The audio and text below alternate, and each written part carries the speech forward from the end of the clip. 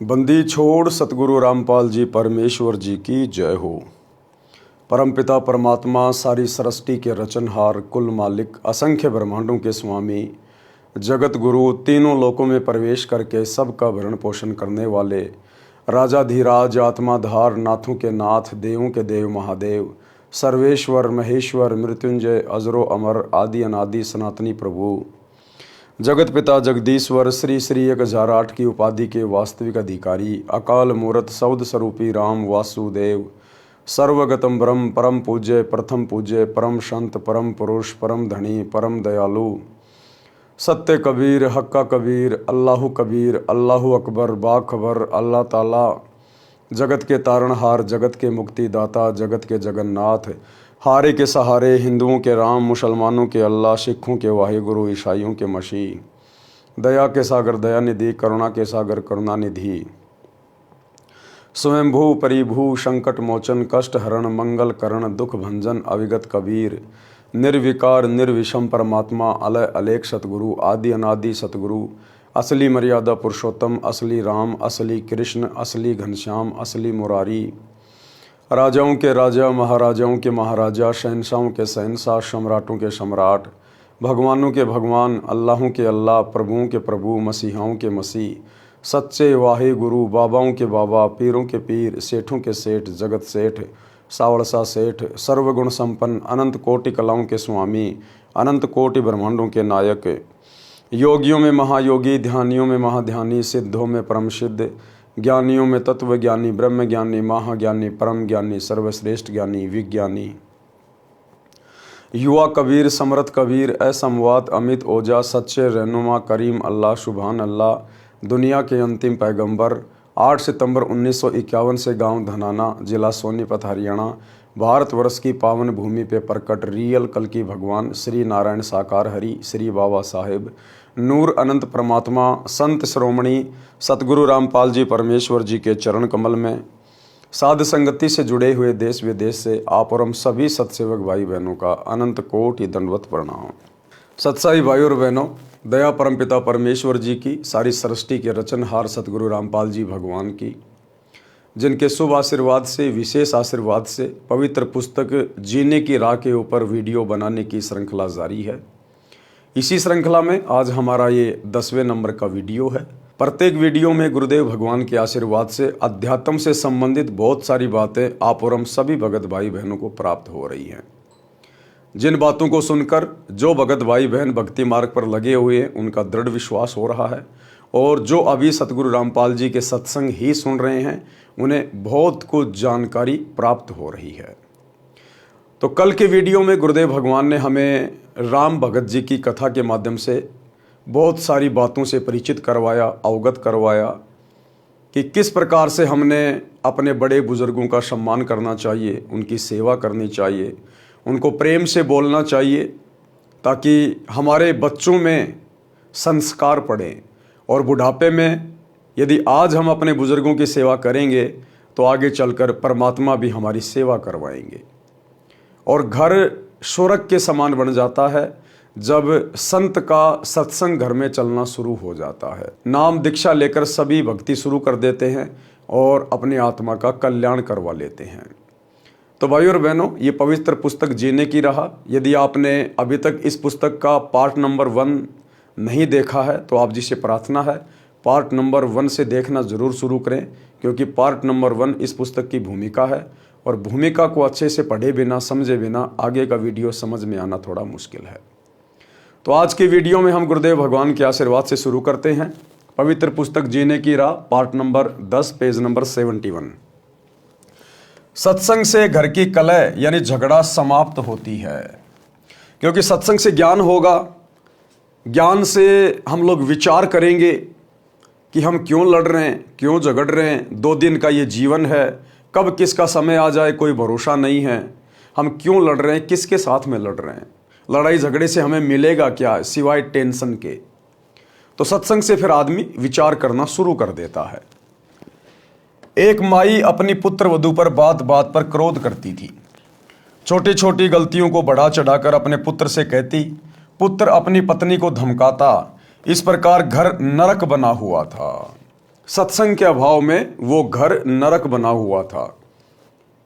वो माई बात बात पर अपनी पुत्र वधू के साथ यानी अपने बेटे की पत्नी के साथ में झगड़ा करती, लड़ाई करती। क्योंकि सारा दिन वो क्या करती, आड़ोसी पड़ोसियों के पास में जाती, इधर उधर की बातें करती, भक्ति का कोई नामो निशान नहीं था, सत्संग में जाती नहीं थी, सारा दिन कुविचार मन में आते रहते थे, एक दूसरे की सुनी सुनाई बातें इधर उधर बाईपास करती रहती थी, अपने कर्म फोड़ रही थी। परमात्मा कहते हैं सत्संग में कुतिया भली साकट भली न माँ, वाह बैठी हरी चर्चा सुने वाह निंदा करने जा। परमात्मा कहते हैं सत्संग में ना जाने वाली माँ से वो कुतिया 100 गुना ज़्यादा अच्छी है, जो किसी कारण से संतों के सत्संग में बैठी हुई है, आसपास बैठी हुई है, परम संत के वचन उसके कानों में जा रहे हैं। और वो माँ जो सत्संग में नहीं जाती है, इधर उधर की निंदा चुगली करती है, वो तो उस कुतिया से भी बदतर है जो निंदा चुगली करके केवल अपने कर्म ही फोड़ सकती है। पुत्र वधू अपनी सासू माँ से कभी कभी कहती कि आप सत्संग जाया करो। अपनी पड़ोसन भी जाती है। सासू माँ बोली कि सत्संग में तो आई गई यानी बदचलन स्त्रियां जाती हैं, जिनका संसार में सम्मान नहीं होता, जो अच्छे कुल की नहीं है, हम खानदानी हैं, हमारा क्या काम सत्संग में। बुढ़िया कहती हमारा क्या काम है सत्संग में, सत्संग में तो ऐरी गैरी जाती है, जिनकी कोई इज्जत नहीं होती समाज में, जिनको कोई काम नहीं है, हम तो खानदानी है खानदानी। परमात्मा कहते हैं अगले जन्म में फिर वो खानदानी धर्मराज के द्वारा कुतिया बनाई जाती है, कुतिया, बिना सत्संग के, बिना भक्ति के। परमात्मा कहते हैं एक हरि की भक्ति बिना नारी कुतिया होए, गली गली भोकत फिरे टूक न डाले कोई। सारा दिन एक रोटी टुकड़े के लिए घर घर आंडेगी, घर घर, कोई जूत मारेगा, कोई एक आधा टूक डालेगा, नहीं मिलेगा तो खेत में जाके टट्टी खाएगी। जो आज खानदानी बनी बैठी है, जो आज अपने आप को इज्जतदार समझ रही है, कल को नंगी आंडेगी, नंगी, कोई इज्जत नहीं, नाम भी उसका गाली से शुरू होगा, कुतिया कुतिया। अपनी पड़ोसन भी सत्संग में जाती है। सासू माँ बोली कि सत्संग में तो आई गई यानी बदचलन स्त्रियां जाती हैं, जिनका संसार में सम्मान नहीं होता, जो अच्छे कुल की नहीं है, हम खानदानी हैं, हमारा क्या काम सत्संग में। ऐसे पुत्र वधू ने कई बार कोशिश की, परंतु माई मानने को तैयार नहीं होती। एक दिन गांव की स्त्री किसी कार्यवश उसके घर आई तो सास अपनी पुत्र वधू को गालियां दे रही थी, धमका रही थी कि आने दे तेरे खशम को, आज तेरी खाल उतराऊंगी। बात क्या थी कि गिलास में चाय रखी थी, जो सास के लिए डालकर पुत्र वधू बच्चे को लेने अंदर चली गई थी, जो सोया था, जागने पर रो रहा था। उस बच्चे को उठाकर लाने में 1 मिनट भी नहीं लगी थी कि इसी बीच में कुत्ता आया और चाय के गिलास में जीभ मारने लगा। गिलास गिर गया, चाय पृथ्वी पर बिखर गई। सासू माँ आंगन में उस गिलास से मात्र 20 फुट की दूरी पर चारपाई पर बैठी थी, हट्टी कट्टी थी, खेतों में सैर करके आती थी, परंतु काम के हाथ नहीं लगाती थी, इसी बात पर कलह कर रही थी। गांव के दूसरे मोहल्ले से आई माई सत्संग में जाती थी। सब बात सुनकर उसने बतेरी, उस सास का नाम बतेरी था, उससे कहा कि आप सत्संग में चला करो। उसका वही उत्तर था। उस सत्संग वाली भक्तमती ने बहुत देर सत्संग में सुनी बातें बताई, परंतु बतेरी मानने को तैयार नहीं थी। बतेरी की दूसरी बहन उसी मोहल्ले में विवाह रखी थी, जिस पाने की वह सत्संग वाली माई जानकी थी। बतेरी की बहन का नाम दया कौर था। जानकी ने जाकर दया कौर से बताया कि तेरी बहन बतेरी ने तो घर का नरक बना रखा है, बिना बात की लड़ाई करती है। मैं कल किसी कामवश गई थी, एक चाय का गिलास कुत्ते ने गिरा दिया, उसी का महाभारत बना रखा था। दया कौर भी जानकी के कहने से सत्संग सुनने गई थी और दीक्षा ले ली थी। जानकी ने कहा कि उसको जैसे तैसे एक बार सत्संग में ले चल। जब तक संतों के विचार सुनने को नहीं मिलते तो व्यक्ति व्यर्थ की टेंशन यानी चिंता स्वयं रखता है तथा घर के सदस्यों को भी चिंता में रखता है। दया कौर अगले दिन अपनी बहन के घर गई, किसी बहाने बतेरी को अपने घर ले गई। अब जो उसकी बहन थी बतेरी की दया कौर, वो किसी बहाने उसको अपने घर पे ले गई कि एक बार उसको यहाँ ले आऊं और फिर मैं इसको सत्संग में लेके जाऊंगी। एक बार ये सत्संग में चल पड़ेगी, गुरु जी के सत्संग सुनेगी और वहाँ जो माइयाँ, जो भाई बहन होंगे, उनसे बैठ के ज्ञान चर्चा होगी, परमात्मा की महिमा होगी, तो कुछ इसके समझ में आएगा।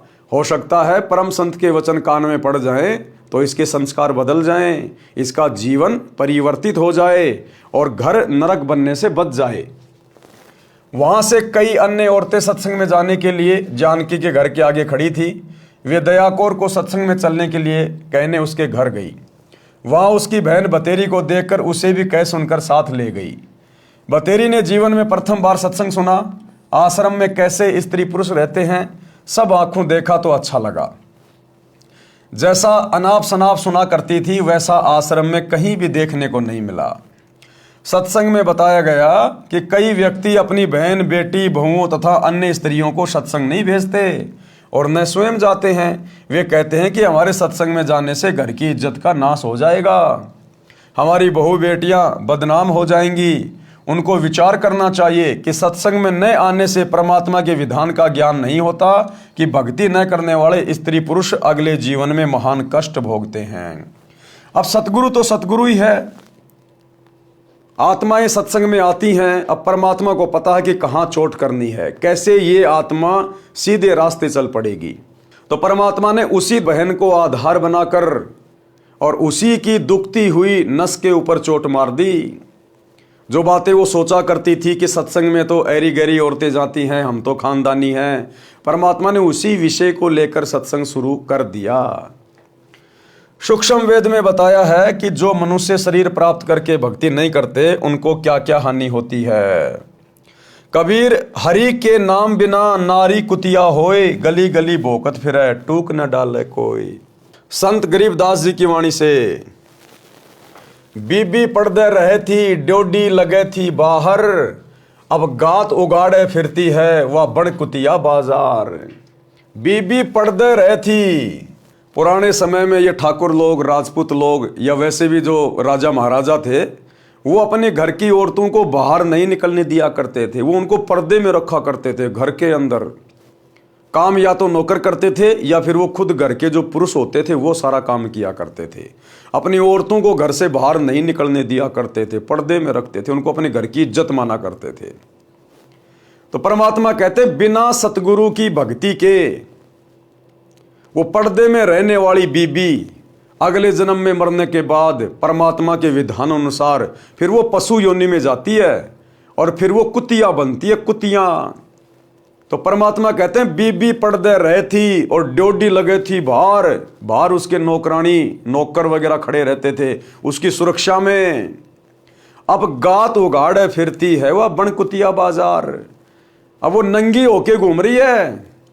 वो पर्दे में रहने वाली घर की इज्जत एक भक्ति ना करने से, सतगुरु के सत्संग ना सुनने से, अब वो गात उगाड़े फिरती है बनकुतिया बाजार। ये दुर्गति करवा ली उसने सत्संग में ना जाने से।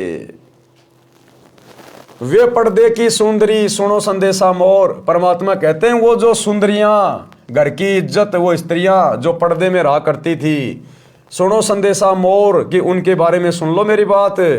गात उगाड़े फिरती हैं करे सरायों शोर। अब वो नंगी होके कुतिया बन के सरायों में शोर करती है। सराय यानी धर्मशाला। कोई आने जाने वाले रुक जाया करते थे रात्रि को सराय में, धर्मशाला में, और जब वो खाना खाते थे तो एक रोटी टूक के लिए वो घर की इज्जत जो पर्दे में रहा करती थी अब कुतिया बन के उस खाने वाले की मुंह की तरफ देखती है, कब ये मेरे को रोटी का टुकड़ा डाले, कब मैं खाऊं। एक टूक के लिए वो काजू किशमिश के हलवे खाने वाली स्त्री, और जब वो एक आधा टूक डालेगा साथ में 10 ग्राम मिट्टी भी खाएगी वो। तो सतगुरु के सत्संग ना सुनने से उस जीव ने अपनी कैसी दुर्गति करवा ली।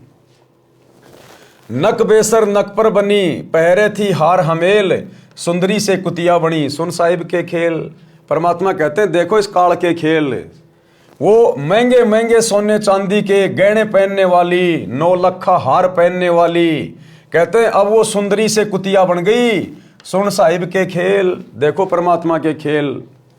भावार्थ, मनुष्य जीवन प्राप्त प्राणी यदि भक्ति नहीं करता है तो वह मृत्यु के उपरांत पशु पक्षियों आदि आदि की योनियां प्राप्त करता है। अरे भैया, आम इंसान की तो औकात ही क्या है। इस परमात्मा के संविधान के अनुसार, विधान के अनुसार, जिसको दुनिया भूल चुकी है, जिस प्रकार हमारे शरीर के ऊपर हमारे भारत देश का संविधान लागू होता है, इसी प्रकार शरीर के अंदर जो आत्मा है, रूह है, उसके ऊपर परमात्मा का संविधान लागू होता है। ऊपर धर्मराज के दरबार में पाई पाई का हिसाब देना पड़ता है कि तेरे को 50 साल की उम्र दी, 100 साल की उम्र दी या 150 साल की उम्र दी, तूने क्या किया? तेरे को भक्ति करने के लिए भेजा था, ये बकवाद करके वापस आ गया। तूने जितना कमाया, जितना जोड़ा, धन या इज्जत, कहाँ है तेरी इज्जत? नंगा खड़ा है तू लाइन में। कहाँ है तेरा वो धन जो तूने पूरी जिंदगी कमाया बैल और गधे की तरह? तो फिर ये आत्मा वहां पर नीचे गर्दन करके खड़ी हो जाती है कि गलती बन गई। गलती बन गई तो भाई आप सजा भुगतो। फिर गधा, कुत्ता, सुअर, कुतिया बना दिए जाते हैं। तो परमात्मा कहते हैं कि भैया उस समय क्या जवाब दोगे परमात्मा को, जब तुम खाली हाथ जाओगे, वहां पर पशु पक्षियों की योनियों में डाले जाओगे, और आम इंसान की तो बेचारे की औकात क्या। गरीबदास जी कहते हैं, तेरी क्या बुनियाद प्राणी, तू पेंडा पंथ पकड़बो। जब देश का राजा जो भक्ति नहीं करता, पहले राजा कहा करते थे, बादशाह कहा करते थे, वजीर आजम कहा करते थे, आजकल उनको प्राइम मिनिस्टर कहते हैं, प्रधानमंत्री, राष्ट्रपति, मुख्यमंत्री, ये सब राजा हैं अपने अपने पद पर। तो गुरुदेव कहते हैं, एक हरि की भक्ति बिन राजा गधा होए, और माटी लदे कुम्हार की घास न डाले कोई। देश का राजा भी अगर सत भक्ति नहीं करता है, और सत भक्ति पूरे विश्व में वर्तमान में केवल सतगुरु रामपाल जी के पास है, बाकी भूल जाना। ये बड़े बड़े आश्रम, बड़े बड़े मठ बना के जो बैठे हैं आचार्य शंकराचार्य, दो देहले की भक्ति नहीं है, अपने नरक की टिकट पक्की करवा रखी है। तो बिना सतगुरु की सत भक्ति के तो देश का राजा भी मरने के बाद में गधा बनता है। सोचिए फिर आप और हमारे जैसे आम प्राणियों की क्या औकात है। अगर भक्ति नहीं की तो ये दुर्गति यूं की यूं तैयार है, यूं की यूं तैयार। परमात्मा के नाम जाप बिना स्त्री अगले जन्म में कुतिया का जीवन प्राप्त करती है, फिर निवस्त्र होकर नंगे शरीर गलियों में भटकती रहती है। वो घर की इज्जत, वो पर्दे में रहने वाली, सोने चांदी के गहने हार पहन पहन के अपने आप को अति सुंदर मानने वाली, वो घर की इज्जत अब वो नंगी होके कुतिया बन के गली गली में भोंकती हुई फिर रही है एक रोटी टूक के लिए। भूख से बेहाल होती है, उसको कोई रोटी का टुकड़ा भी नहीं डालता। जिस समय वह आत्मा स्त्री रूप में किसी राजा, राणा तथा उच्च अधिकारी की बीवी यानी पत्नी थी, वे उसके पूर्व जन्म के पुण्यों का फल था।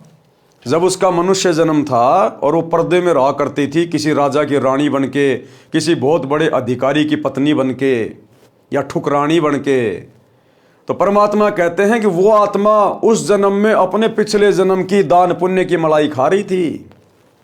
अगले जन्म के लिए भक्ति की नहीं, दान पुण्य किया नहीं, संतों के सत्संग में गई नहीं, उसने अपनी दुर्गति करवा ली। अब वो कुतिया बन के घूम रही है राजा की रानी।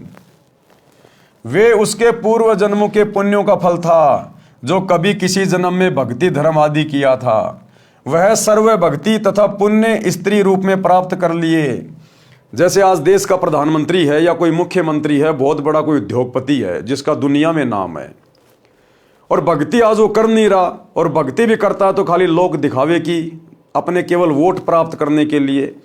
किसी मंदिर का उद्घाटन कर दिया, किसी मस्जिद में चला गया, किसी तीर्थ पे चला गया, केवल जनता को खुश करने के लिए। और वो भक्ति भी शास्त्रों के अनुसार नहीं है। ये शास्त्रों में, किसी भी धर्म के धर्म शास्त्र में मूर्तियां बना बना के पत्थर की, सोने की, चांदी की या पीतल की, ये पूजने का आदेश नहीं है। जो मंत्र जाप हमारे धर्मगुरु देते हैं, हरे हरे, राधे राधे, श्याम मिलादे, ओम नमो भागवते वासुदेवाय, जय जय राम, हरे राम, ओम नमः शिवाय, जय जगदीश हरे, ये सब फर्जी है, फर्जी मनमाना आचरण है पूरा। किसी भी धर्मशास्त्र में जो कि प्रमाणित हैं, चारों वेद, गीता जी, कुरान, पुराण, बाइबल, आपको किसी भी धर्म ग्रंथ में इन मंत्रों के जाप करने का कोई उल्लेख नहीं मिलेगा। ये मनमाना आचरण है, मनमाना आचरण है। तो यदि वो देश का राजा, प्रधानमंत्री, मुख्यमंत्री अगर कोई भक्ति भी करता है तो वो भी शास्त्रों के विरुद्ध करता है, तो अगले जन्म में वो सीधा गधे की योनि में जाता है वो राजा। ये परमात्मा का विधान है। तो वर्तमान में वो राजा, वो मुख्यमंत्री, बहुत बड़ा कोई अधिकारी, बहुत बड़ा कोई बिजनेसमैन, कोई बॉलीवुड का हीरो हीरोइन, कोई ये क्रिकेटर, वर्तमान में यदि सतगुरु रामपाल जी की भक्ति नहीं करते हैं तो हमें वो जो ठाठ बाट करते हुए दिखाई दे रहे हैं ना, घूमते फिरते, नाचते गाते, मौज मस्ती करते, राज करते, वर्तमान में वो अपने पिछले मनुष्य जन्म की मड़ाई खा रहे हैं। जब कभी उनका इससे पहले मनुष्य जन्म था स्त्री या पुरुष का, और उन्होंने जो भक्ति की थी, दान पुण्य किया था, मंत्र जाप किए थे, उनका प्रतिफल आज वर्तमान में भोग रहा है। वो दान धर्म किया हुआ तो मिल गया, लेकिन मोक्ष नहीं हुआ, क्योंकि मोक्ष तो सच्चे सतगुरु के शरण में आने से होगा। अब वर्तमान में भक्ति वो कर नहीं रहा तो अगले जन्म में क्या मिलेगा? अगर अगला जन्म उसको मिलेगा मनुष्य का, तो बीच में 84 लाख योनियां भोगनी पड़ेंगी। एक लंबा चक्कर काट के आना पड़ेगा गधे कुत्ते सुअर बनने का। 84 लाख प्रकार की योनियां, सुनने में छोटा शब्द है, लेकिन एक गधे का जीवन देख लो, कितना कष्टमय, कितना दुखदायी होता है। तो कहते वो राजा फिर अगले जन्म में पशु योनि में जाएगा, जो आज हमारे को बहुत बड़ा पावरफुल दिखाई दे रहा है। चाहे भारत का हो, चाहे अमेरिका का हो, चाहे किसी भी देश का हो, परमात्मा के दरबार में प्रधानमंत्रीगिरी नहीं चलती, ये राष्ट्रपतिगिरी नहीं चलती, ये नेतागिरी केवल यही चलती है जब तक उसके पुण्य हैं।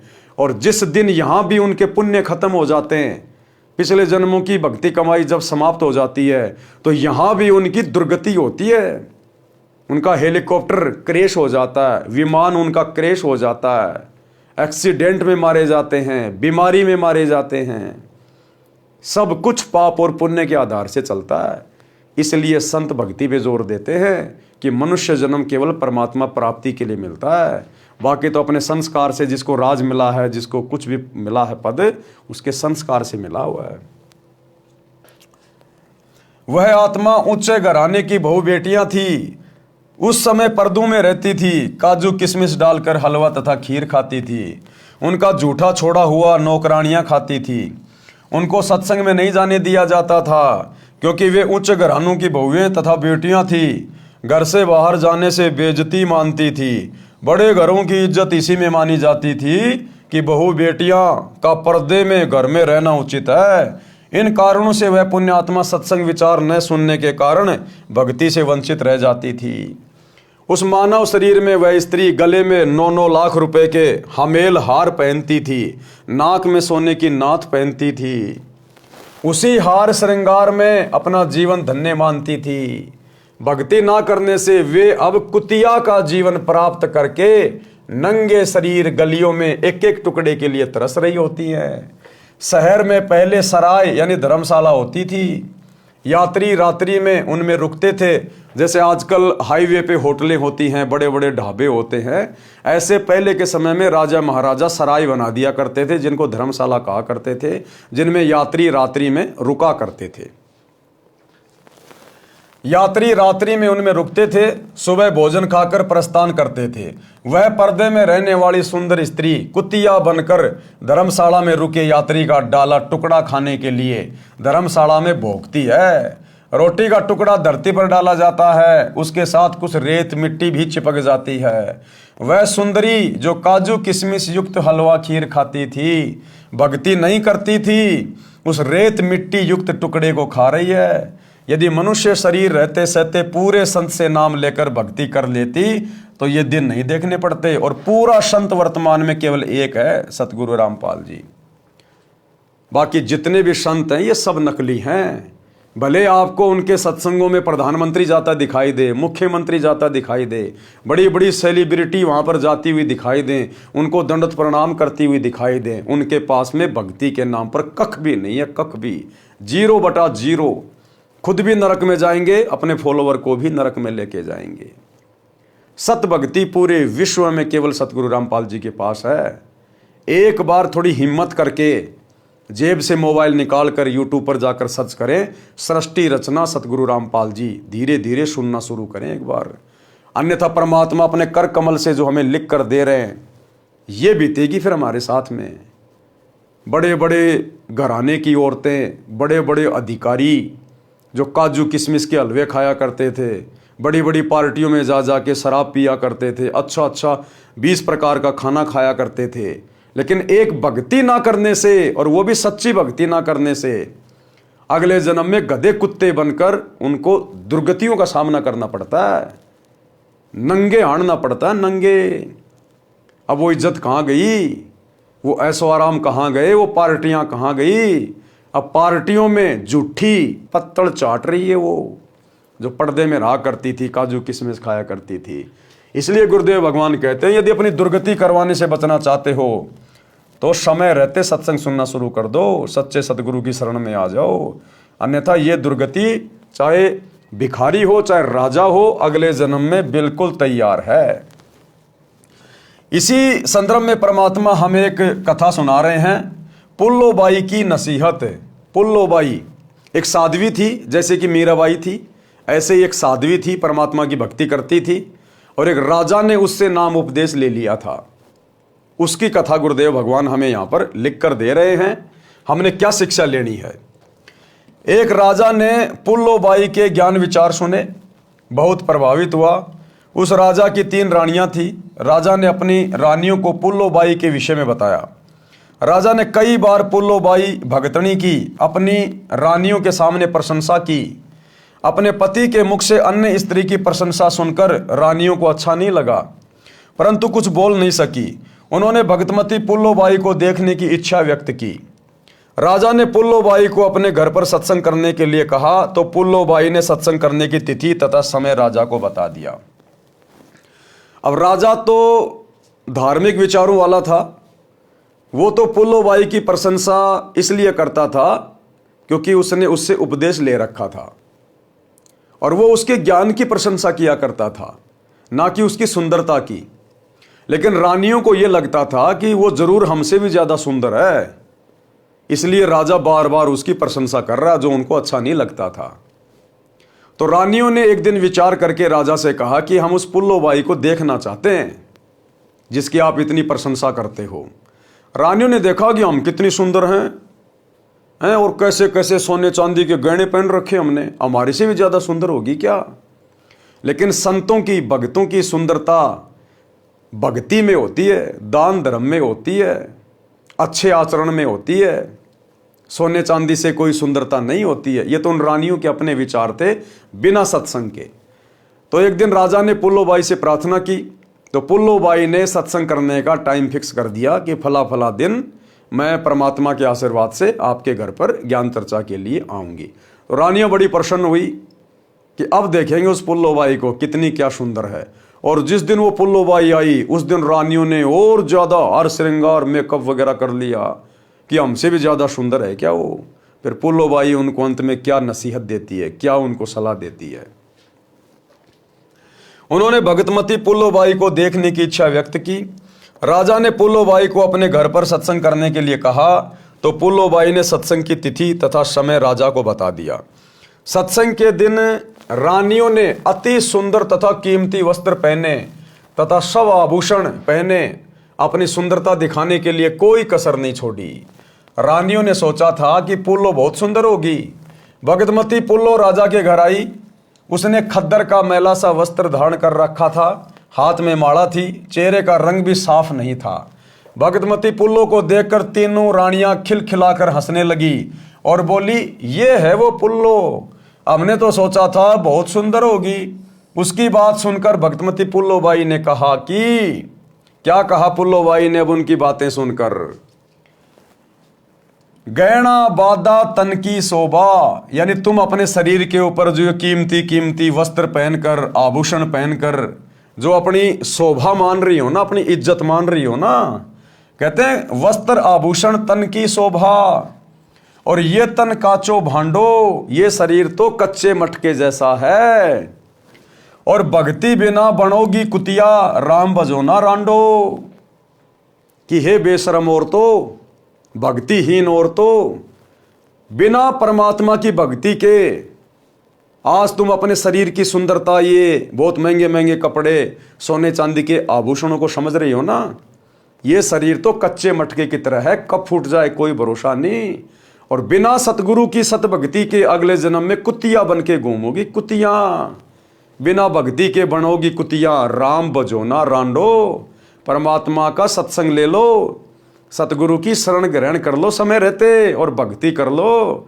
तुम्हारे जैसे ना जाने कितनी जा चुकी हैं गधी और कुतिया की योनियों में। तो इस प्रकार से पुल्लोबाई ने उनको समझाने का प्रयास किया। भावार्थ, सुंदर वस्त्र तथा आभूषण शरीर की शोभा बढ़ाते हैं। ये शरीर नाशवान है, जैसे कच्चा घड़ा होता है। ये शरीर क्षण भंगुर है, यानी कब नष्ट हो जाए, एक्सीडेंट में ये मर जाए, छत से गिर जाए तो ये खराब हो जाए, टूट जाए, फूट जाए, आग में ये जल जाए, जहर खाने से ये मर जाए। इस शरीर का कोई स्टैंड ही नहीं है, ये तो बिल्कुल कच्चा मटका है, क्षण भंगुर है। न जाने किस कारण से, किस आयु में और कब नष्ट हो जाए। यदि भक्ति नहीं की तो अगले जन्म में कुतिया का जन्म पाओगी, फिर निवस्त्र भटकती फिरोगी। इसलिए कहा है रांडो, अर्थात स्त्रियों भक्ति करो। रांड शब्द विधवा के लिए प्रयोग होता है, परंतु सामान्य रीति में स्त्रियां अपनी प्रिय सखियों को प्यार से संबोधित करने में प्यारी गाली के साथ प्रयोग किया करती थी। अब शिक्षित होने पर यह शब्द प्रयोग नहीं होता। भगतमती पुल्लोबाई ने सत्संग सुनाया, कबीर परमेश्वर जी की साखियां सुनाई और क्या कहा, कबीर हरि के नाम बिना नारी कुतिया हो, गली गली भोकत फिरे टूक न डाले कोय। कबीर राम रटत कोडी भलो, चू चू पड़े जो चाम, सुंदर देही किस काम की, जा मुख नाही नाम। परमात्मा कहते हैं राम रटत कोडी भलो और चू चू पड़े जो चाम, सुंदर देह किस काम की, जामुख नाही नाम। एक व्यक्ति है, बहुत अट्टा कट्टा शरीर है, अच्छा चिकना चुपड़ा चेहरा है, अपने आप को बड़ा धन्य मान रहा है, सुंदर समझ रहा है, और राम नाम है नहीं उसके पास, यानी सच्चे सतगुरु की भक्ति है नहीं। तो परमात्मा कहते हैं वो चाहे कितना अट्टा कट्टा है, कितना सुंदर है, कितना स्वस्थ उसका शरीर है, अगले जन्म में बिना सतगुरु की भक्ति के 84 में जाएगा, पशु पक्षियों की योनियों में कष्ट उठाएगा। और एक ऐसा व्यक्ति है जो बीमार है, कोढ़ जैसा रोग लगा हुआ है, लेकिन परमात्मा का नाम मिला हुआ है, अपनी भक्ति करता है, कहते हैं वो शरीर त्यागने के बाद में मोक्ष प्राप्त करेगा और परमात्मा की भक्ति से उसका भयंकर से भयंकर रोग भी ठीक होगा। क्योंकि ये लक्षण है, ये गुण है परमात्मा की भक्ति के। परमात्मा अंधे को आंख देता है, कोढ़ी को काया देता है, बांझ को पुत्र देता है, निर्धन को माया देता है। ये गुण है परमात्मा के। तो कहते हैं राम रटत कोडी बलो, चू चू पड़े जो चाम। जिसका शरीर बीमारी से खराब हो रहा है लेकिन भक्ति कर रहा है, कहते हैं उस सुंदर व्यक्ति से लाख गुना अच्छा है वो, जिसका शरीर स्वस्थ नहीं है लेकिन जो भक्ति कर रहा है। क्योंकि ये मनुष्य शरीर भक्ति करने के लिए मिलता है। ये बकवाद करते हुए तो हमें असंख्य जन्म हो गए, असंख्य जन्म। ये कोई पहला मनुष्य जन्म नहीं हमारा। ना जाने आज से पहले कितने करोड़ों अरबों हमारे स्त्री पुरुष के मानव जन्म हो चुके हैं। हमने उन जन्मों में ये बकवादें तो करी हैं और हर जन्म को बर्बाद करने के बाद हम फिर 84 लाख योनियों में गए। अब की बार हमारा दाव लगा इस भक्ति युग में। परमात्मा धरती पर सशरीर प्रकट हैं सतगुरु रूप में। एक बार सत्संग सुनना शुरू करो। तो परमात्मा कहते हैं राम रटत कोडी भलो, चू चू पड़े जो चाम, सुंदर दे किस काम की, जा मुख नाही नाम। कबीर नहीं भरोसा देही का, विणस जावे छिन्न माही, श्वास उसास में नाम जपो और यतन कछु नाई। परमात्मा कहते हैं ना जाने ये तुम्हारा शरीर कब छूट जाएगा, इसका कोई भरोसा नहीं है। लिखा हुआ नहीं है कि तू 40 साल जिएगा, 50 साल जिएगा। परमात्मा के कागजों में तो लिखा है, लेकिन तुम्हें नहीं पता इस बात का। इसलिए अपनी मृत्यु को अति निकट समझकर, संतों के सत्संग सुनकर, ज्ञान से परिचित होकर उनके शरण लेके अपनी आत्मा का कल्याण कराओ। नहीं भरोसा देही का, ये विनस जाए छिन माही, 1 सेकंड नहीं लगती कब ये मर जाएगा एक्सीडेंट में, भूकंप में, बीमारी से। कहते हैं श्वास ऊ श्वास में नाम जपो और यतन कछु नाई। सतगुरु तुम्हें जो मंत्र दीक्षा देगा उसको श्वास ऊ श्वास से जपो, यानी सतगुरु जो विधि बताएगा उस विधि से भक्ति करो, मंत्रों का जाप करो, तब इस मनुष्य जन्म का कोई फायदा है। कबीर श्वास ऊ श्वास में नाम जपो, व्यर्थ श्वास मत खो, ना जाने इस श्वास को आवन हो के न होए। गरीब सर्व सोने की लंका थी, रावण से रणधीरम, एक पलक में राज्य गया जम के पड़े जंजीरम।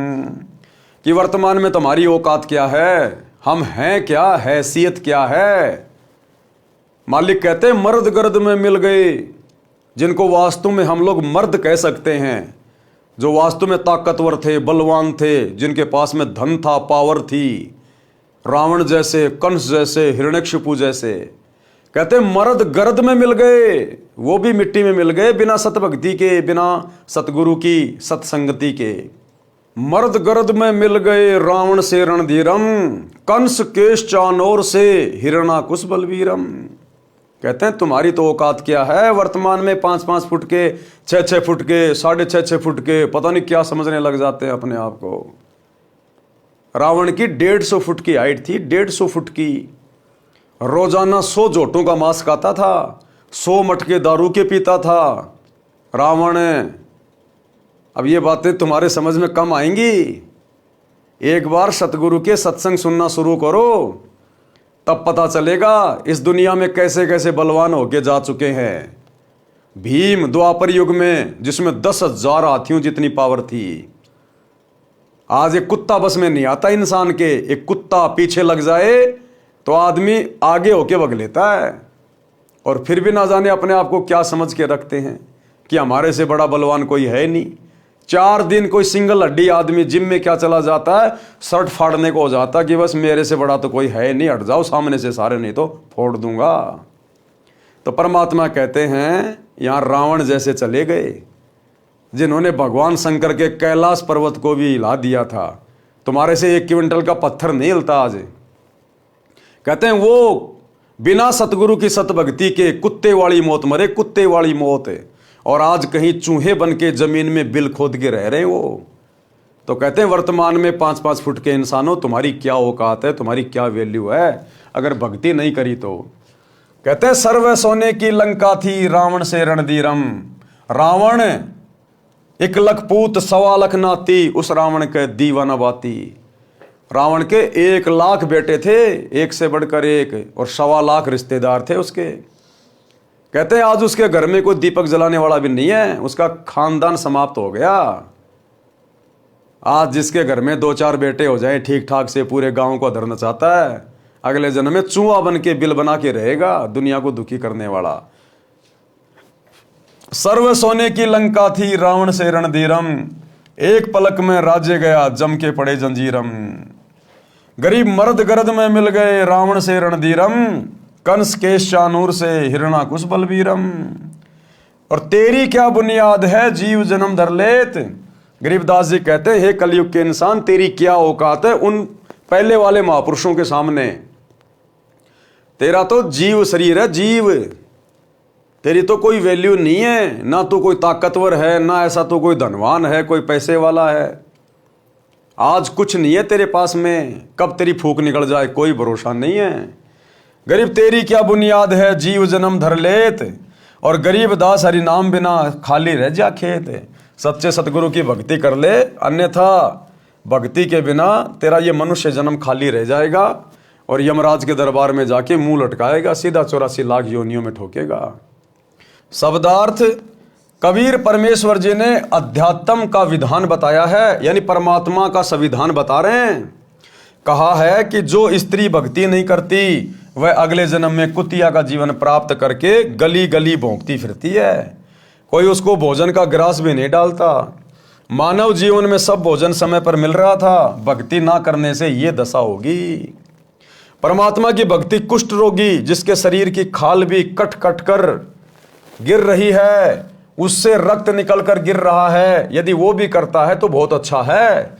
भक्ति करने से उसका कुष्ठ रोग भी ठीक हो जाएगा, भविष्य भी उज्जवल होगा। जो भक्ति नहीं करता वह चाहे सुंदर शरीर वाला भी क्यों ना हो, उसका सुंदर स्वस्थ शरीर किसी काम का नहीं।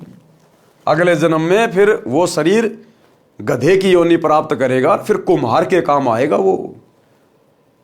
जो आज सुंदर और स्वस्थ शरीर प्राप्त करके अपने आप को पहलवान समझ रहा है और भक्ति कर नहीं रहा, अगले जन्म में वो शरीर कुम्हार के काम आएगा।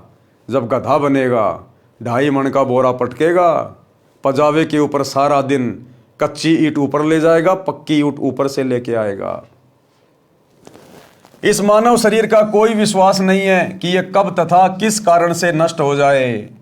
इसे बचाकर नहीं रखा जा सकता। इसका एक उपाय है, भक्ति करो, इतना सुमरण करो कि एक श्वास भी नाम के जाप बिना खाली ना जाए। कोई भरोसा नहीं। आप जी आए दिन अखबार में पढ़ते हो, कोई एक्सीडेंट में मर गया, कोई लड़ाई झगड़े में मर गया, कोई किसी बीमारी से मर गया, कोई हॉस्पिटल में मर गया, कोई फांसी खा के मर गया, कोई जहर खा के मर गया, कोई भूकंप में मर रहे हैं। कोई भरोसा नहीं है इस मनुष्य शरीर का। ये पंडित ज्योतिष झूठी बना बना के तुम्हारे को ये पत्रियां दे रहे हैं, 150 साल जिएगा, 100 साल जिएगा। अपना धंधा शुरू कर रखा लोगों ने। पता केवल उस परमात्मा को है, बाकी किसी को नहीं है। इसलिए सतगुरु के सत्संग सुनो, ज्ञान समझो। आज हम ज्ञान समझने के लायक हैं। ये मनुष्य शरीर स्त्री या पुरुष में हम सत्संग सुन सकते हैं, विचार कर सकते हैं। अन्य योनियों में सत्संग नहीं सुन सकते, विचार नहीं कर सकते। अन्य योनियों में भक्ति नहीं होती। ये भक्ति और मोक्ष केवल मनुष्य शरीर में मिलता है। परमात्मा कहते हैं मात पिता मिल जाएंगे, लख 84 माही। ये सतगुरु की सेवा और भक्ति भाई फेर मिलन की नाई। बहुत सारे लोग कहते हैं ना कि माता पिता ही भगवान है, बस माता पिता की सेवा करो। सेवा करना अच्छी बात है, लेकिन माता पिता भगवान नहीं होते। अरे फिर तो बहुत भगवान हो गए। दुनिया में ना जाने कितने माता पिता हैं। आप भी कल को किसी के माता पिता बनोगे, कल को आप भी भगवान बन जाओगे। अपने आप को भगवान कहलाने वाला इंसान नरक में जाता है। नरक में यम के दूत उसके मुंह में मूतते हैं। तो परमात्मा कहते हैं माता पिता तो तुम्हें कल को मरने के बाद जब गधा बनेगा उस समय भी मिल जाएगा, कुत्ता बनेगा तो भी माता पिता मिल जाएंगे, मनुष्य बन जाएगा तो भी माता पिता फिर मिल जाएंगे। लेकिन ये सतगुरु की सेवा और भक्ति ये दोबारा नहीं मिलती, बार बार नहीं मिलती। बड़ी मुश्किल से दाव लगता है, इसको चूकना नहीं चाहिए। श्वास छोड़ते समय तथा लेते समय प्रत्येक श्वास में नाम जपो। श्वास को नाम के जाप बिना व्यर्थ ना करो। ये श्वासों से किया जाने वाला सुमरण केवल वर्तमान में इस धरती पर सतगुरु रामपाल जी के पास है। जो श्वास श्वास से नाम जपा जाता है, जिसको सतनाम कहते हैं। इसी सतनाम को जपने के लिए हमें ये श्वासें दी है परमात्मा ने। श्वास छोड़ते समय तथा लेते समय प्रत्येक श्वास में नाम जपो। श्वास को नाम के जाप बिना व्यर्थ ना खो। इस श्वास को ज्ञान नहीं है, ये अंदर गया है तो बाहर आएगा कि नहीं आएगा। इसलिए गफलत ना करके भक्ति में लग जाओ। यदि आपके पास धन है और सुविधाएं भी हैं, इनके कारण भक्ति करना न भूलना। श्रीलंका के राजा रावण के पास अत्यधिक धन था। उसने सोने के मकान बना रखे थे और स्वयं भी योद्धा था, परंतु श्री रामचंद्र के साथ युद्ध हुआ, मारा भी गया और श्रवण भी लूट लिया गया।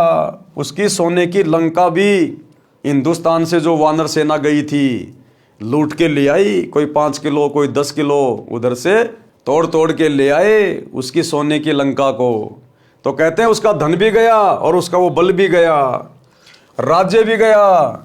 ये सब एक पलक में हो गया, यानी राम जी के तीर से मारा गया। कुछ ही समय में सब कुछ नष्ट हो गया तथा यम के दूत यानी मृत्यु देवता के नौकर उस रावण को जंजीरों में बांध कर ले गए, नरक में डाला गया। रावण जैसे मर्दाने यानी सूरवीर मिट्टी में मिल गए तथा मथुरा का राजा कंस, उसका प्रसिद्ध पहलवान चाणूर, कंस का नौकर केसी, रूपधारी राक्षस तथा हिरण्यकशिपु जैसे बलवान भी भक्ति बिना जीवन व्यर्थ कर गए।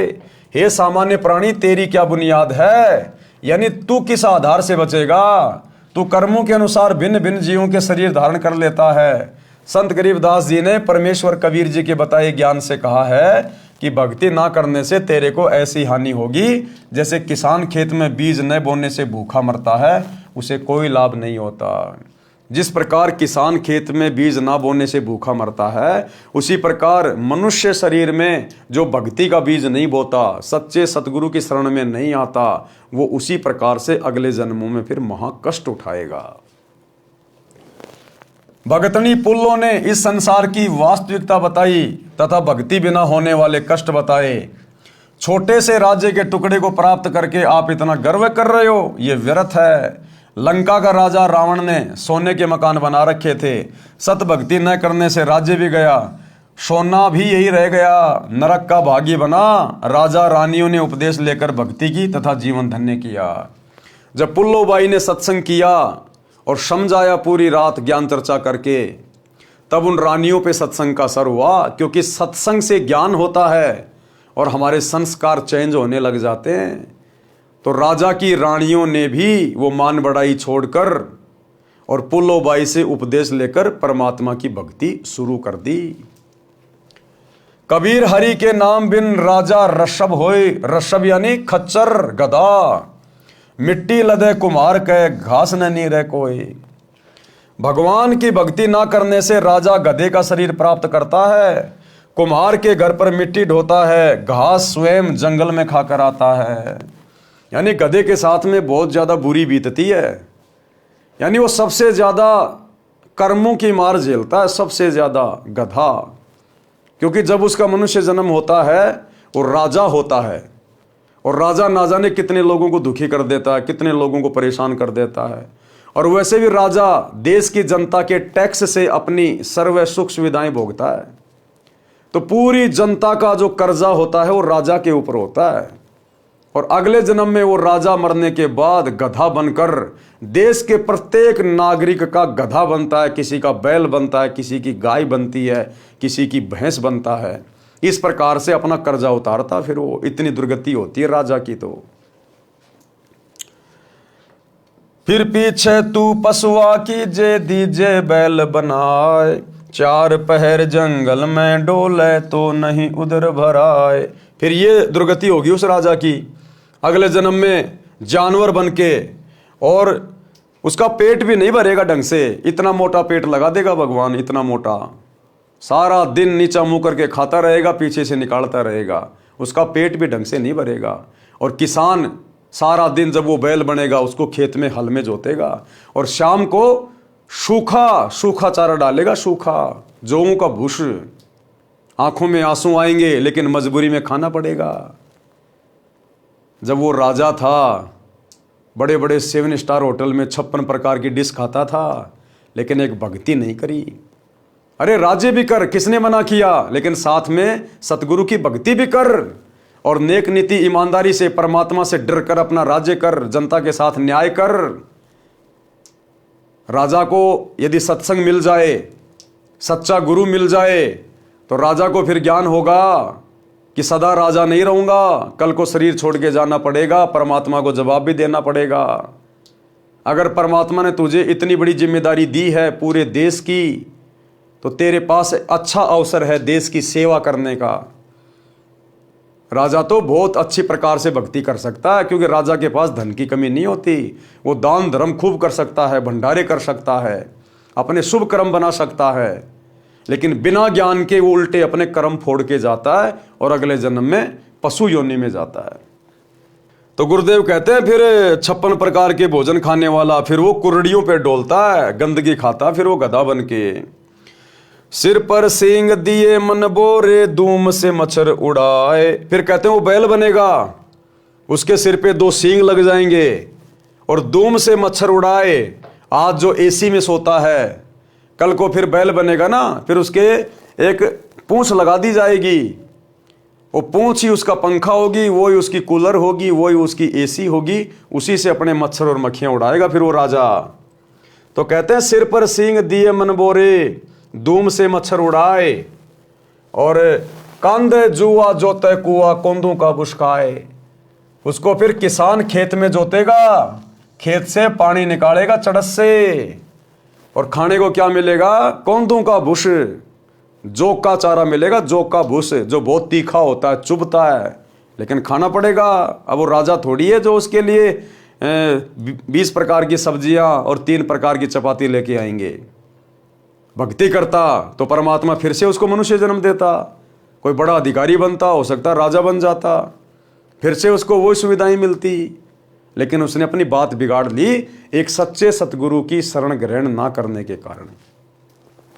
भावार्थ, गधे का शरीर पूरा करके वह प्राणी बैल की योनि प्राप्त करता है। कौन? वो राजा, वो अधिकारी जो भक्ति नहीं करता। मानव शरीर में जीव को कितनी सुविधाएं प्राप्त थी। भूख लगते ही खाना खाओ, दूध पियो, चाय पियो, प्यास लगे तो पानी पी लो। भक्ति ना करने से वही प्राणी बैल बनकर सुबह से शाम तक 4 पहर अर्थात 12 घंटे तक जंगल में फिरता है, हल में जोता जाता है। दिन में केवल 2 बार आहार बैल को खिलाया जाता है, दोपहर 12 बजे तथा रात्रि में। परंतु बैल को बीच में भूख लगी है और चारों ओर चारा भी पड़ा होता है, लेकिन खा नहीं सकता। हाड़ी उसको घास नहीं खाने देता। पानी भी समय पर ही दिन में 2 या 3 बार पिलाया जाता है। सिर पर सींग तथा एक दुम यानी पूंछ लगी होगी। जब मानव शरीर में था तब वह जीव कूलर, पंखे तथा एसी कमरे में रहता था। अब एक दुम है, इसको चाहे कूलर की जगह चाहे पंखे की जगह प्रयोग करो, उसी से मच्छर उड़ाता है। कहते हैं ऐसी दुर्गति होगी एक सतगुरु की भक्ति के बिना। सत्संग में यह भी बताया गया है कि घर में कलह का कारण परमात्मा के विधान को न समझकर संसार के भाव में चलना है। घर का कोई सदस्य घर में हानि नहीं करना चाहता, किसी कारण से हानि हो जाती है तो उसको लेकर कलह नहीं करनी चाहिए। जो हानि होनी थी वह तो हो चुकी है, वह तो ठीक नहीं होगी। व्यर्थ की कलह करना समझदारी नहीं है। लेकिन ये विचार तो भाई और बहनों उस समय उत्पन्न होंगे जब हम सच्चे सतगुरु की शरण में आके सत्संग सुनना शुरू करेंगे कि भैया जानबूझ के कोई घर में नुकसान नहीं करना चाहता, ना सास, ना बेटा, ना बेटे की बहू। जानबूझ के कोई हानि नहीं करेगा अपने घर में। जो होनी होती है वो हो गई, अब वो ठीक तो हो नहीं सकती। अब व्यर्थ में झगड़ा करके, लड़ाई करके तुम घर में अशांति पैदा कर सकते हो। लेकिन ये विचार आएंगे सत्संग में जाने से, सत्संग सुनने से। और जो सत्संग नहीं सुनता वो क्या करेगा सारा दिन? घर की औरतें क्या करेंगी? 24 घंटे तो घर में रहती नहीं है। आड़ोस पड़ोस में औरतों के साथ जाएंगी, बड़ी बुढ़ियों के पास बैठेंगी, वो ना जाने कहाँ कहाँ की बातें बताएंगी। उसकी बहू ऐसी, उसकी सास ऐसी, वो निकम्मी है, वो ऐसी है, उसने ये कर दिया, उसने वो कर दिया। फिर वैसी बातें वो बुढ़िया शाम को अपने घर पे आके अपने पुत्र वधू के साथ करेगी, उसके साथ में लड़ाई झगड़ा करेगी। आप जी कहीं काम धंधा करते हैं, मजदूरी करते हैं, ऑफिस में काम करते हैं, आपको वो ही अपने यार दोस्त 10-12 घंटे आपके संपर्क में रहेंगे, इधर उधर की व्यर्थ की बातें करेंगे। तो सत्संग के बिना इंसान में सुविचार उत्पन्न नहीं हो सकते, और सुविचार उत्पन्न हुए बिना घर में लड़ाई झगड़ा ही रहेगा। व्यर्थ का वाद विवाद किसी न किसी बात को लेके उत्पन्न हो ही जाएगा। जो हानि होनी थी वह तो हो चुकी है, वह तो ठीक होनी नहीं। व्यर्थ की कलह करना समझदारी नहीं है। जिससे गलती से कोई हानि हो जाती है तो उसे कहना चाहिए, हे बेटा बेटी, माता पिता या सास बहू, ये जो हो गया यह अपने भाग्य में नहीं था, आपने जानबूझकर तो किया नहीं है। इस बात से घर में शांति कायम रहती है। कलह में काल निवास करता है, लड़ाई झगड़े में कौन निवास करता है? काल। भूत प्रेतों का उस घर में डेरा होता है। जिस घर में सतगुरु का सत्संग नहीं, सतगुरु की शरण नहीं, उस घर में भूत प्रेतों का निवास होता है। और वही भूत प्रेत एक दूसरे में प्रेरणा करके सास बहू में, बेटा बाप में, वो भूत प्रेत ही उस घर में लड़ाई झगड़ा करवाते हैं। और जिस दिन आप सतगुरु की भक्ति ले लोगे, सतगुरु से उपदेश ले लोगे, वो भूत प्रेत कभी झांकेंगे भी नहीं उस घर की तरफ, कभी झांक कर भी नहीं देखेंगे। इतनी पावरफुल है सतगुरु की भक्ति, केवल सतगुरु रामपाल जी की भक्ति, अन्य की नहीं। अन्य तो खुद ही भूत है। वो कलह में काल निवास करता है, भूत प्रेतों का उस घर में डेरा होता है। जो कलह नहीं करते वे सुख से बसते हैं। जिस घर में परमात्मा की भक्ति यानी आरती, स्तुति, ज्योति यज्ञ होती है, उस घर में देवताओं का निवास होता है। यानी सतगुरु के भगत तो खुद ही देवता स्वरूप होते हैं, खुद ही देवता स्वरूप। सत्संग सुनकर सब अपने अपने घर चली गई। यानी बतेरी की बहन दयाकोर और अन्य जितनी भी औरतें थी वो सत्संग से वापस आई और अपने अपने घर चली गई। लेकिन भाई और बहनों, बतेरी जिस सत्संग में गई थी वो सत्संग ओरिजिनल नहीं था। जिस गुरु से वो नाम दीक्षा लेके आई थी अपनी बहन के कहने से, वो शास्त्र अनुकूल साधना नहीं देता था। लेकिन फिर भी सत्संग सुनने से अच्छाई इंसान में उत्पन्न होती है। और जो बतेरी की जो बेटे की बहू थी पुत्र वधू, उसने सही गुरु से नाम उपदेश ले रखा था, जो गुरु शास्त्र अनुकूल साधना करवाता था। यानी परमेश्वर कबीर जी अपनी आत्माओं को सत्संग देने के लिए, ज्ञान देने के लिए अनेकों वेश बनाकर यहाँ पर विचरण करते रहते हैं। सत्संग सुनकर सब अपने अपने घर चली गई। सत्संग दिन के 12 बजे से 2 बजे तक हुआ था। पुत्र वधू को पता नहीं था कि सासू माँ सत्संग में गई थी। अगले दिन सुबह भैंस का दूध निकालकर पुत्र वधू उस दूध की भरी बाल्टी को छत में लगे कुंडे वाले सरिये में प्रतिदिन की तरह टांगने लगी। उसे लगा कि बाल्टी टंग गई, परंतु सरिये के उल्टी ओर बाल्टी का कड़ा लगा था। पुत्र वधू ने सोचा कि ठीक लगा है और बाल्टी छोड़ दी। बाल्टी पृथ्वी पर गिर गई, दूध बिखर गया। आवाज सुनकर बतेरी आई और पुत्र वधू दूध के बजाय सासू माँ की ओर मायूसी से देख रही थी।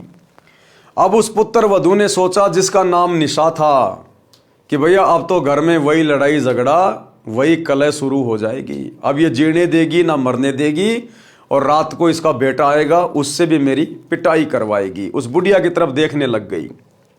बोलना उचित नहीं समझा, क्योंकि पुत्र वधू को पता था कि सासू माँ किसी भी सफाई के वचन नहीं सुनती। सोच रही थी कि आज का सारा दिन लड़ाई झगड़े में जाएगा, शाम को पति आएगा, उससे भी पिटाई करवाएगी। हे परमात्मा, ये कौन बनी? ऐसी गलती तो कभी नहीं हुई थी। हे सतगुरु, कुछ तो दया करो। उस निशा ने भी उपदेश ले रखा था। वो भी अपने सतगुरुदेव भगवान से अरदास करने लगी कि हे परमात्मा, हे गुरुदेव, दया करो, ऐसी गलती तो मेरे से कभी नहीं बनी। हे सतगुरु, कुछ तो दया करो, मैं तो आपकी भक्ति भी भूलने लगी हूँ। मुझे तो सारा दिन सासू माँ के श्लोक याद रहते हैं, क्योंकि घर में 24 घंटे लड़ाई झगड़ा। अब वो बहू बेचारी ज़्यादा कुछ बोलती नहीं, क्योंकि उसने तो नाम उपदेश ले रखा था। वो सासू माँ सारा दिन लड़ाई झगड़ा रखती थी, तो बेचारी डर के मारे अपने गुरुजी की भक्ति भी नहीं कर पाती थी, सत्संग भी नहीं सुन पाती थी। और सासू माँ के श्लोक ज़्यादा याद थे, यानी उसकी गालियाँ ज़्यादा याद रहती और सत्संग रहते कम याद। तो बोले, गुरुदेव, मैं तो आपकी भक्ति भी भूलने लगी हूँ, ये तो इतना झगड़ा करती है। हे सतगुरु, कुछ तो दया करो, मैं तो आपकी भक्ति भी भूलने को हो रही हूँ। मुझे तो सारा दिन सासू माँ के श्लोक याद रहते हैं। बतेरी बोली, बेटी, जो होना था वह हो गया। आज हमारे भाग्य में दूध नहीं है, चिंता ना कर। इस दूध को ऊपर से हाथों से बाल्टी में डालकर भैंस को पिला दे। ये कहकर जो नाम दीक्षा ली थी उसका जाप करने लग गई। पुत्र वधू को अपने कानों पर विश्वास नहीं हो रहा था। सोच रही थी कि माताजी आज पता नहीं कौन सा स्टेशन पकड़ गई। ये शीतल वचन तो बतेरी की बोरी में नहीं थे, इसमें तो खड़ भरी थी। आसपास से निकलती थी तब भी बड़बड़ की झल निकलती थी। पुत्र वधू का नाम निशा था। वह सोच रही थी कि निशा, आज निशा में तेरी बुरी होगी दशा, यानी आज रात्रि तेरी पिटाई होगी। इसका बेटा आएगा, उस समय सारी बात बताएगी और तेरी बुरी दशा होगी। निशा की सोच थी कि पति को बताएगी, वह माता की बात सुनकर मेरी कुछ नहीं सुनता, अच्छी बुरी कहेगा, सारा दिन और रात्रि रोने में जाएगी। निशा ने दूध बाल्टी में डालकर भैंस को पिला दिया, बाल्टी धोकर रख दी। बतेरी आई और बोली कि बेटी, रोटी खा ले, चिंता मत कर बेटी। मैं कल मेरी बहन दया कौर के साथ दिन में सत्संग में गई थी, मेरी तो आंखें खुल गई। मैं तो बहुत कलिहारी बनी हुई थी। बेटी, हो सके तो क्षमा कर देना। पीछे हुआ सो हुआ, आगे से अपनी बेटी को पलकों पे रखूंगी। मेरी असली बेटी तो तू है, जन्मी बेटी तो अगलों की थी। वह चली गई, अपना दुख सुख साझा है। मेरी तो एक दिन के सत्संग ने ही आंखें खोल दी। मात्र एक दिन के सत्संग ने उस बुढ़िया को परिवर्तित कर दिया, चेंज कर दिया। क्योंकि संतों के वचन में पावर होती है, शक्ति होती है। और यदि सत्संग मिल जाए पूर्ण संत का, तो ये जीवन भी परिवर्तित और मृत्यु के बाद में सीधा परमात्मा के दरबार में मोक्ष। नकली संतों के सत्संग से, उनकी नाम दीक्षा से मोक्ष नहीं मिलेगा। 84 लाख योनियों का कष्ट नहीं कटेगा। गधे कुत्ते सूअर बनने से नहीं बच सकते। ये महाउपकार तो पूर्ण संत करता है, और पूर्ण संत वर्तमान में धरती पर सतगुरु रामपाल जी हैं। बेटी, अगले रविवार को आप भी चलना, मैं भी चलूंगी। अब उस बतेरी को इस बात का पता नहीं था कि मेरी बेटी ने पहले से ही सत्संग ले रखा है। वो बेचारी डर डर के भक्ति किया करती थी। सासू माँ को वो बताया नहीं करती थी कि बताऊंगी तो और ज़्यादा झगड़ा करेगी ये, तो छुप छुप के अपनी आरती कर लेती थी, कोई सत्संग वगैरह सुन लिया करती थी इस प्रकार से। तो बुढ़िया को इस बात का मालूम नहीं था। तो बुढ़िया ने कहा, बेटी अगले रविवार को आप भी चलना, मैं भी चलूंगी, धीरे धीरे बेटे को भी ले चलेंगे। निशा ने अपने गुरुजी का फोटो यानी स्वरूप कपड़ों में छिपा रखा था। फोटो निकालकर चरणों में शीश रखकर कहा कि हे गुरुवर, आज आपने अपनी बेटी की पुकार सुन ली, घर स्वर्ग बना दिया। शाम को चतर सिंह आया, यानी उस बुढ़िया का बेटा, शाम को चतर सिंह आया तो माता ने दूध गिरने का जिक्र भी नहीं किया। कुछ दिन बाद चतर सिंह को भी नाम दिला दिया। कुछ समय पश्चात निशा के गुरुजी आ गए। अब एक दिन उसकी पुत्र वधू के गुरुजी उसके घर पे आ गए। निशा ने बताया कि गुरुजी, मेरी सासू माँ बहुत अच्छी है, इसने भी गुरु का नाम ले लिया है। बतेरी ने कहा, महाराज जी, निशा ने कभी नहीं बताया कि इसने दीक्षा ले रखी है, ये मेरी कलह से डरती होगी, अब बताया है जब मैंने नाम ले लिया। अच्छा किया इसने, यदि पहले बता देती तो मैं और अधिक दुखी करती और पाप की भागी बनती। निशा के गुरुजी ने कहा, अब उसके गुरुदेव ने क्या कहा, बुढ़िया को क्या कहा? निशा के गुरुदेव ने कहा, माई बतेरी, आप तो आसमान से गिरी और खजूर में अटकी हो, क्योंकि आपकी दीक्षा शास्त्र अनुकूल नहीं है। यानी आपने जिस गुरु से दीक्षा ली है वो गुरु दीक्षा देने का अधिकारी नहीं है। उस गुरु की भक्ति मोक्षदायक नहीं है, शास्त्रों के अनुसार नहीं है। आपको थोड़ा बहुत सुख तो दे देगी वो भक्ति, थोड़ा बहुत राहत तो दे देगी, यहाँ ज्ञान से आप लड़ाई झगड़ा तो छोड़ दोगी, लेकिन शरीर छूटने के बाद में नरक में जाने से नहीं बच सकती, गधी और कुतिया बनने से नहीं बच सकती, 84 लाख योनियों में जाना पड़ेगा, क्योंकि वो गुरु शास्त्र अनुकूल साधना नहीं दे रहा, क्योंकि आपकी दीक्षा शास्त्र अनुकूल नहीं है। सत्य साधना बिना मोक्ष नहीं हो सकता, और सत्य साधना भाई और बहनों वर्तमान में केवल पूज्य गुरुदेव जी के पास है।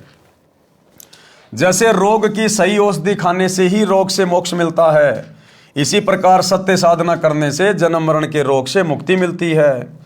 निशा ने सोचा कि सासू माँ नाराज हो जाएगी, इसलिए बीच में ही बोल उठी कि गुरुजी, सुना है आपने नई पुस्तक लिखी है, वह संगत ने छपवाई है, क्या आपके पास है? गुरुजी बोले, हे बेटी, आपको देने के लिए आया हूँ। ये कहकर गुरुजी दूसरे कमरे में गए जिसमें ठहरे थे, उसमें थैला रखा था। निशा भी साथ साथ गई और बोली, गुरुदेव, बिरड़ के छत्ते को मत छेड़ो, मुश्किल से शांत हुआ है। गुरुजी बोले, हे बेटी, अब तेरी सास जी की पूरी रुचि भक्ति में है, अब ये मानेगी। गुरुजी 3 दिन रुके, तत्व ज्ञान समझाया। बतेरी ने भी गुरु बदल लिया और अपना कल्याण करवाया। 3 दिन तक गुरुदेव ने सत्संग सुनाया, क्योंकि कबीर परमात्मा भिन्न भिन्न वेश धारण करके पृथ्वी पर घूमते रहते हैं अपनी आत्माओं के लिए। तो जब अच्छे से सत्संग सुनाया, सृष्टि रचना बताई, तो उसकी सासू को फिर ज्ञान समझ में आ गया कि भाई मैंने तो अपनी आत्मा का कल्याण करवाना है। अगर एक डॉक्टर से रोग ना कटे तो डॉक्टर बदलने में कोई दिक्कत नहीं होनी चाहिए। तुरंत उसने गुरुजी को सरेंडर कर दिया और शास्त्र अनुकूल भक्ति दीक्षा लेकर शुरू कर दी। सत्संग से घर स्वर्ग बन गया, चारों ओर शांति हो गई। जहां गाली गलौज से सारा दिन गोले छूटते थे, अब उस घर में परमात्मा के ज्ञान की गंगा बहने लगी। भगतमती निशा के गुरुजी परमेश्वर कबीर जी थे, जो अन्य वेश में सत्य भक्ति प्रचार करने के लिए घूमते फिरते थे। उन्होंने बताया कि किस प्रभु की भक्ति करनी चाहिए, पढ़ें इसी पुस्तक के पेज नंबर 226 पर। निष्कर्ष, परमेश्वर कबीर जी ने बताया है कि मन नेकी कर ले 2 दिन का मेहमान, कि हे जीवात्मा, क्या फूला फूला फिर रहा है, ये 2 दिन का जीवन है, यानी छोटी सी तेरी उम्र है, और कब परमात्मा के घर जाना हो जाए कोई भरोसा नहीं है। ऊपर जाकर क्या जवाब देगा, क्या हिसाब किताब देगा। समय रहते भक्ति कर ले। मात पिता तेरा कुटुंब कबीला, कोई दिन का रल मिल का मेला, अंत समय उठ चले अकेला, तज माया मंडान। कहाँ से आया कहाँ जाएगा, तन छूटे तब कहाँ समाएगा। कि भाई सबसे पहले तो तेरे को आत्मज्ञान होना चाहिए कि तू कहाँ से आया है, यानी क्यों तेरा जन्म हुआ है, कहाँ जाएगा, मरने के बाद तू कहाँ जाएगा। जब तेरा शरीर छूटेगा तो कौन तुझे ओटेगा, तो किसकी शरण में जाएगा। आज व्यक्ति घर से बाहर किसी शहर में जाता है तो पहले विचार करता है कि कहाँ रहूँगा, क्या खाऊंगा, कहाँ मेरा ठिकाना होगा। और नालायक, ये शरीर छोड़ते समय तू जरा भी विचार नहीं करता कि मरने के बाद मैं कहाँ जाऊँगा, पशु बनूंगा या इंसान बनूंगा या मेरा क्या होगा। ये संतों के सत्संग से पता चलता है। आत्मज्ञान उसी को कहते हैं।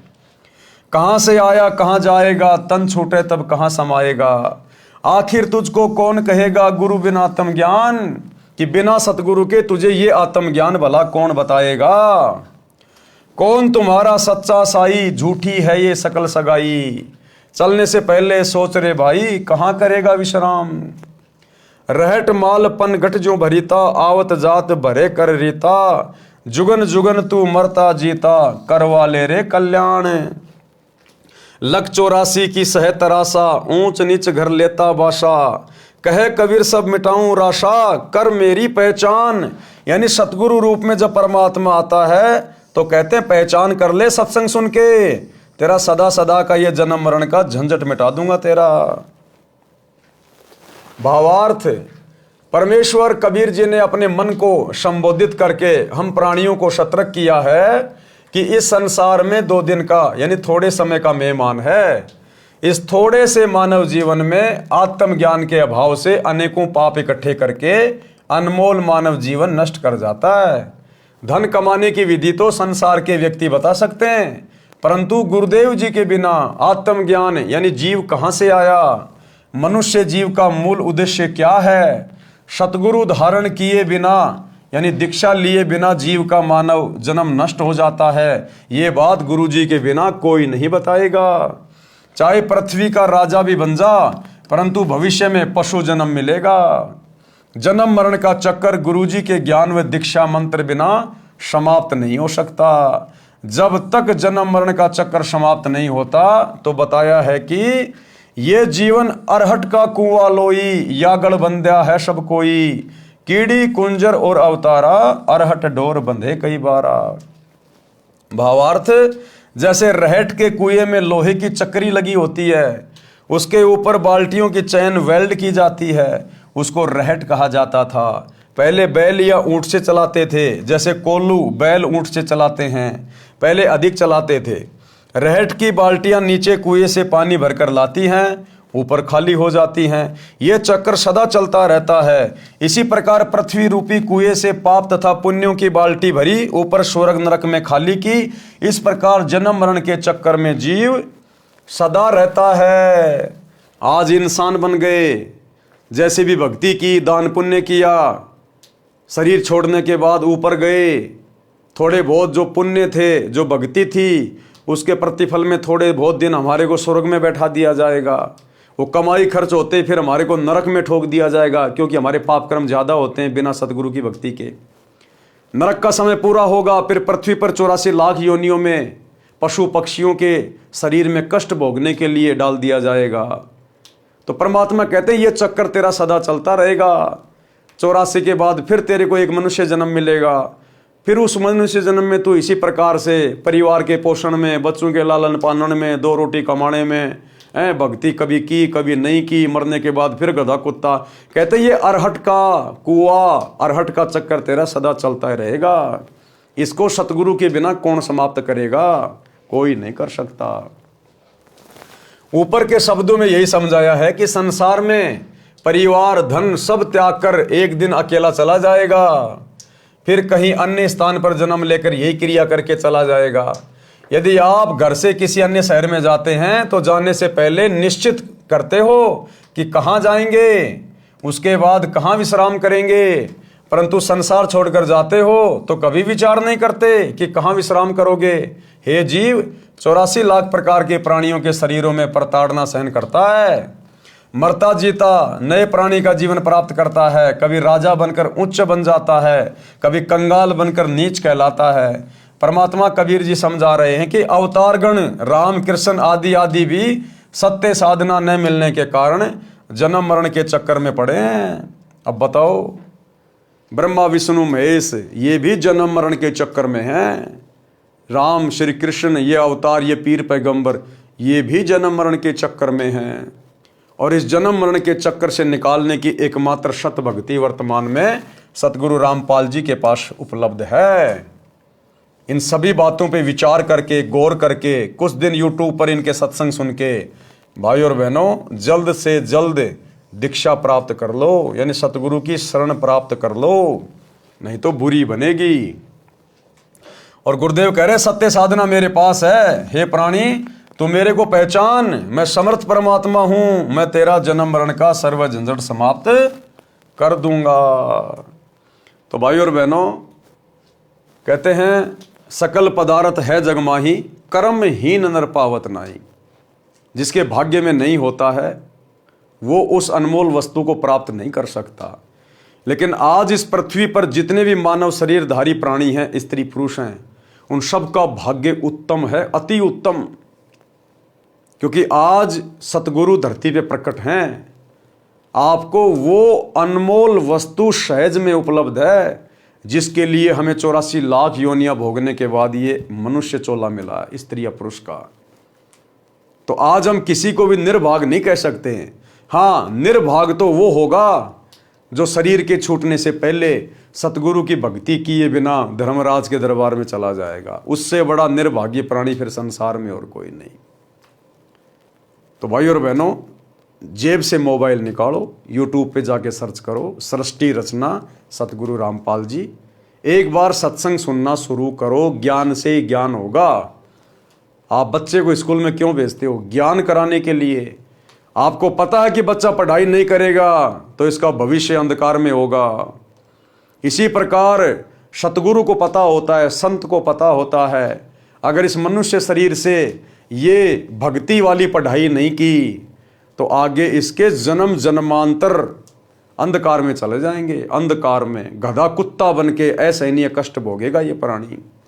इसलिए संत परमार्थी होते हैं, उन्हें हमसे कोई स्वार्थ नहीं है।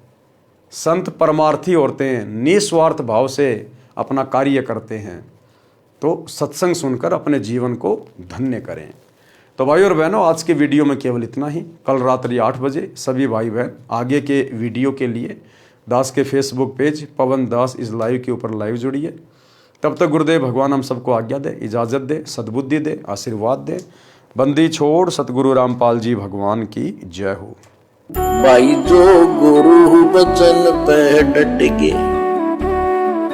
कट गे फंद 84 के, कट गे फंद 84 के, कट गे फंद 84 के।